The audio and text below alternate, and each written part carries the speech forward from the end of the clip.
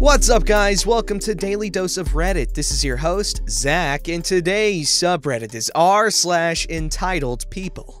This story's called, "My Neighbor Called the Cops Because We Decided to Clean Our Apartment." I am so glad that I found this sub because I am dying to tell this story. So my boyfriend and I moved into an apartment in August. It's older, so the floors are super creaky. According to our lease, we're obligated to cover 90% of any room with carpet, except the bathroom and kitchen, to help with the noise. It turns out our apartment was previously managed as a dorm by the local college, so the floors already have a layer of super thin, crappy carpet. We also laid down more rugs to help with noise cancellation.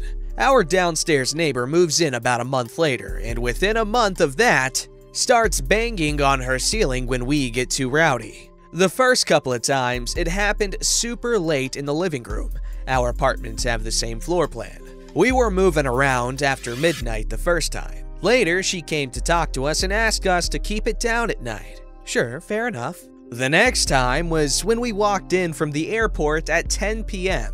She came up, banged on the door, and talked over my explanation. I told her I was sorry and asked when she was hearing the noise, assuming it was just the cat running around at night. No, she tells me that she knows it's not the cat, she knows it's us, and she doesn't live alone. Okay, weird, but whatever. We started going to bed earlier as we settled into the apartment and our jobs, but the banging only continued. Ooh. For months, she would hit her ceiling or our floor whenever we walked around. Bed at 10? Bang! Wake up at 5:30 for work? Bang! Sitting on the couch but decides you want snacks? Bang! Around Christmas, she comes up to our door again. My boyfriend answered, and this time I recorded, and I'm so glad I did. This woman came up and looked my boyfriend in the eye and said, "You have to stop following me." What? I know it's not the cat or the dog or your girlfriend because I know your footsteps and I don't know how you figured it out, but you figured out how to listen to where I am and you're following me around my apartment and I'm sick of it. My boyfriend calmly explained that she sounds crazy and that we don't care about her. She again reminded us that she doesn't live alone. Her boyfriend is a small Latino man in his 60s who is very polite and has never said a word to us. Cool, she's insane, whatever. The banging continued with us stomping every time we heard it. She didn't like that, but it made it more fun.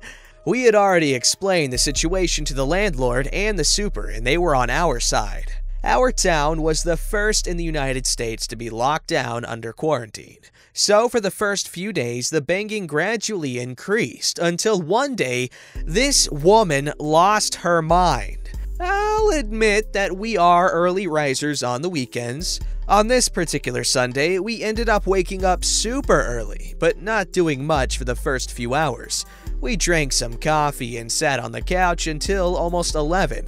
At that point, we decided to get up and clean the apartment. Homegirl went ape feces. She had to be running from one end of her apartment to the other. She's banging on her ceiling so hard that we're convinced she's damaging it. At one point, I hear what sounds like muffled yelling after she followed me into the bedroom. We had plans that day, so we ignored her, finished cleaning, and started to leave. She must have been waiting for us to leave because for the first time ever, she walked out of her apartment right as we go to her landing. I was holding the dog while waiting for my boyfriend to come down as she starts to descend the stairs. Of course, she decides to turn around and say something. "Tell your boyfriend to cut it out!" Cut what out? Walking? You're hitting the ceiling fan because of me and the dog moving, not him. You're a liar. Your boyfriend's following me and I made chili last night and I can't have chili because beans make me very, very gassy and it's all your fault. My boyfriend gets down to me. She proceeded to stay exactly 3 steps ahead of him, slowing us all the way down the stairs. She tried to block us going out the door at the bottom, but backed off when he just didn't stop moving. My voice sounded weird because I had a burp coming. She's continuing to yell at him all the way to the parking lot. Of myself and my boyfriend, he's typically the hothead while I'm the calm one. Amazingly, he kept his calm the whole time, calling her only a crazy lady and ignoring her as he walked past her and her car to the dumpster. As I passed her car, she decided to continue talking at me, and I was just pissed not to engage. I'm serious, it's done! Okay, what do you want us to do? Crawl? I already told you, we have a 60-pound dog and we're all just walking around. She's talking while I talk, so I don't hear everything. And you need to remember that I don't live alone. Okay, woman, neither do I. You see my boyfriend right there, so what's your point? Oh, by the way, that's the 3rd or 4th time you've said that, and that could be taken as a threat. You think it's a threat? Fine, it is. Cool, I'm calling the cops. Okay, me too. We both call the cops and they pull up.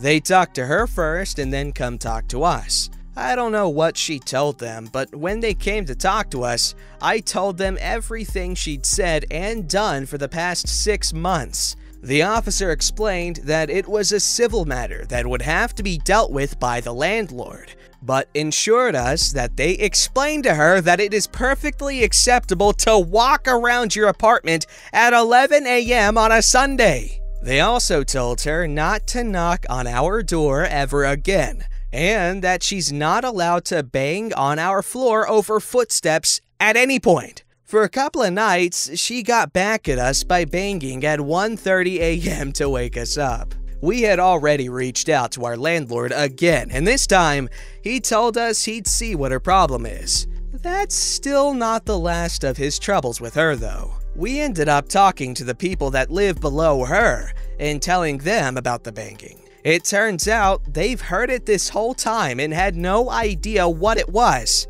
Now that they know, they've also reported her to the landlord.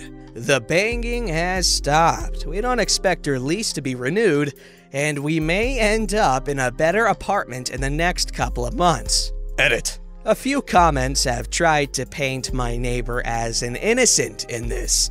I want to clarify that she made direct threats to me when I apologized and told her we'd take care of it. That was the first time she met me, and all I did was apologize and say we'd fix it. She was never trying to be friendly and work it out. We have never engaged her, we have never provoked her. I'm sorry, but your happiness and functional relationship is a direct freaking insult to that Karen, you know that? That's why they want to take our switches. They hate happiness. And you are a glowing mass of it.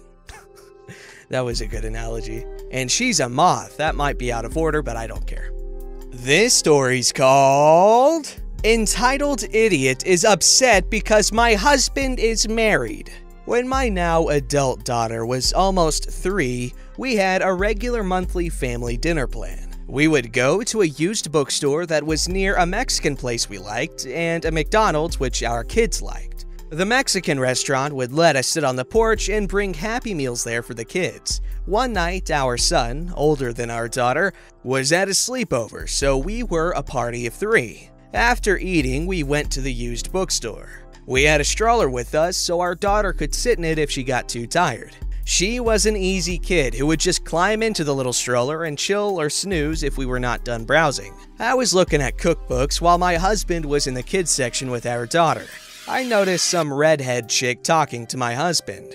I went back to the books for a couple of minutes, and when I look up, the woman is still talking, but more talking at him than to him. He was starting to look very uncomfortable. I can tell she is hitting on him by the way he held up his hand and pointed at his wedding ring. Being me, I let this play out for a few minutes, mostly to laugh about it with him later. As I watch, my daughter goes to him and wraps her arms around him. She gives this woman the nastiest look I had ever seen on her face. I start walking over because I can tell that my daughter is about to say something to this woman that I will either laugh at or need to intervene because of. As I get almost to them, my daughter tells the woman that her daddy already has a mommy for her, and if she doesn't get away from him, she's going to puke on her.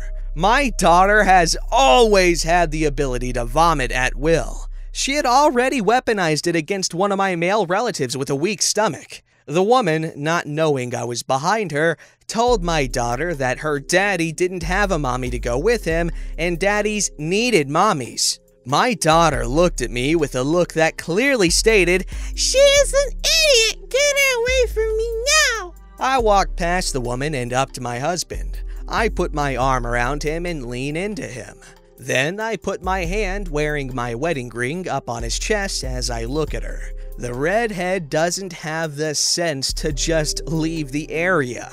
She had to start a rant about how I should have been right by him if I wanted to keep him.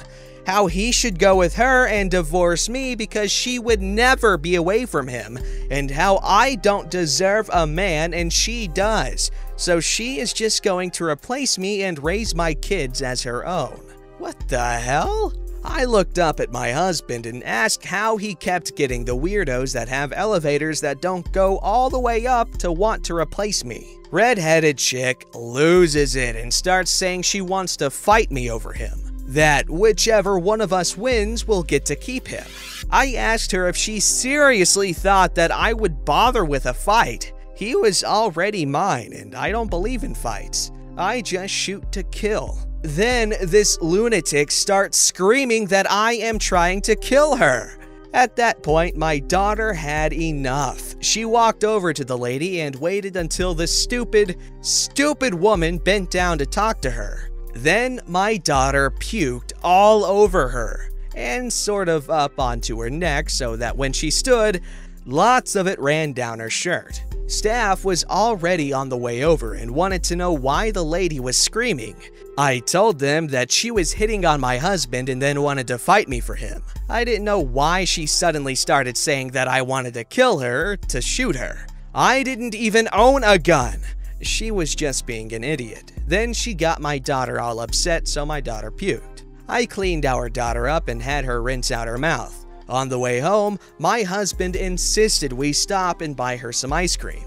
When I asked my daughter why she thought she needed to puke on this lady, my daughter told me that we had already wasted enough time talking and it clearly wasn't going anywhere. So she ended it. My daughter has always had a way of cutting through the garbage in life. Interesting dialogue for a 3-year-old, but okay. This story was wild. Who does that? Like, I could almost understand if it was like, you know, a period of months that this went on over. But they had literally known each other for a few minutes and she was trying to... whatever. But the whole vomiting on command thing, I accidentally discovered it while recording for this very channel. It's very easy. But every time I have to do a fat people story voice, I have to do this weird thing, and it activates my gag reflex super freaking hard. And so I literally vomited on my freaking pop filter at one point. It was disgusting. But yeah, all you gotta do is like tease your gag reflex with your throat stuff, and it works. And like, I just did it. But like, don't do it because it sucks. This story's called My Wife is a Thug. My wife and I are senior citizens. In other words, we are old. My dear wife is a strong, independent, take no crap from anyone type of woman. I adore her for it. She keeps me in line, pushes me to be a better man, and is the reason behind my modest success in life. She is sarcastic, is wicked smart, can cuss like a sailor, and as she gets older, her filter is practically non-existent. A few months ago, we decided to treat ourselves. We made reservations and went to a rather high-end restaurant. They had a maitre d', sommeliers, highly trained waitstaff, etc. My wife, even though she is in her early 70s, has very little gray hair and can pass for 55. She was wearing a very pretty white lacy blouse, very flattering black pants, and black flats. She looked good! When we arrived, there was no line. surprisingly, and the maitre d' had apparently stepped away from the podium where he stands. We were waiting there, and my wife was right next to the podium, and I had sat down at one of the benches provided by the entrance, when another couple came in. Without missing a beat, the man walked up to the podium and told my wife, "Rockefeller," not the name he used, "we have reservations for two." My wife said that she was sure someone would be with them shortly. The woman huffed a little and the man said, "Please, seat us now." My wife told them that she is waiting to be seated, but the man said again, "Seat us now." So my wife said, Right away. Walk this way." She walked away with them behind her as she walked around the partition separating the entrance to the dining area, circled around to the other end and led them back to the entrance and, pointing to the bench, said, "Sit down." The man looked like he was going to blow a gasket, and my wife repeated, "I don't work here, you moron. You wanted me to seat you, so sit the fudge down." I almost slipped there. As the couple was sputtering, and before it could escalate to further, the maitre d' arrived. We gave our name, and he led us away. There was no yelling and no threats of police. We had a wonderful meal, overpriced, but oh well. And the other couple was several tables away from us. We didn't interact again with them, but they did shoot us dirty looks now and then. Now, before you say my wife overreacted and could have explained that she didn't work there in a better way, she has a wicked sense of humor and hates idiots. She loves being a smartass and is so good at it. One of the reasons that I, after being with her all these years, still love being put in my place by her when I start getting a little too misogynistic. That sounds like a hot marriage. It sounds sarcastic, but it's not. This story's called Karen Outs Herself as Office Food Thief. I work IT at a small nonprofit. We have a kitchen staff room and supply free coffee, tea, milk, sugar, etc. During the pandemic, all staff were working from home, but for the past few weeks, some staff have been coming back gradually, most for just 1 to 2 days a week, including myself and, unfortunately, Karen. Now, Karen and I have had many run-ins over the years, and suffice to say, we don't get along. I don't tolerate her bullschnozzle. A week or so after being back, Karen sends a condescending email to the office manager, CCing all staff. In it, she says that, while she accepts that the office kitchen had not been stocked while everyone was on lockdown, she is appalled that there is no bread, bagels, yogurts, etc. for the staff that have returned. Office manager replies, and CCing all staff, "Karen, as a courtesy to staff, we provide free coffee, tea, milk, and sugar, all of which have been stocked. We have never provided free bread, bagels, yogurts, or other food. However, staff do keep personal food items in the refrigerator." Oh, snap! However, I feel like that's an understandable mistake, something I would probably have done, but I'm curious as to how no one said anything or noticed, because that's embarrassing. Like, you'd have to be really good at navigating social situations to get out of that one unscathed. Woo! Don't forget to like, subscribe, and hit that bell to never miss an episode.